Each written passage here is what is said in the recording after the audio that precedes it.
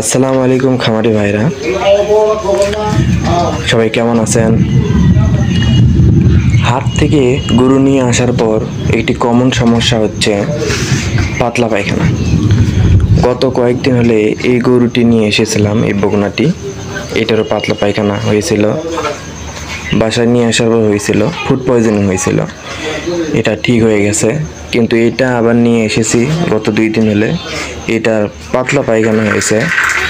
কারণ খাওয়া দাওয়া ঠিক আছে, পাতলা পায়খানার গন্ধও নেই। যদি ফুড পয়জনিং হয়ে থাকে তাহলে আপনার পাতলা পায়খানার দুর্গন্ধযুক্ত হবে, অনেক সময় পেট ফেপে যায়, খাওয়া দাওয়ার অনীহা দেখা দেয়। যেহেতু এটা আমি বুঝতে পারলাম যে এটার পাতলা পায়খানা হয়েছে, তাহলে পাতলা পায়খানা বন্ধ হওয়ার জন্য অ্যামোডিক্স, সালফাডিন এগুলো ওষুধ খাওয়ালেই ঠিক হয়ে যাবে আল্লাহর রহমতে। এখন আমি ট্রিটমেন্ট করব এগুলো ওষুধ দিয়ে।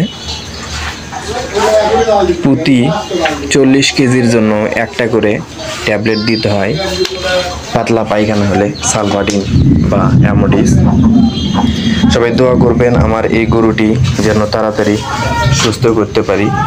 খাওয়া দাওয়া ইনশাল্লাহ ঠিক রয়েছে, বকনাটির খাওয়া দাওয়া করতেছে, কিন্তু পাতলা পায়খানা ঠিক যেন হয়, সবাই দোয়া করবেন।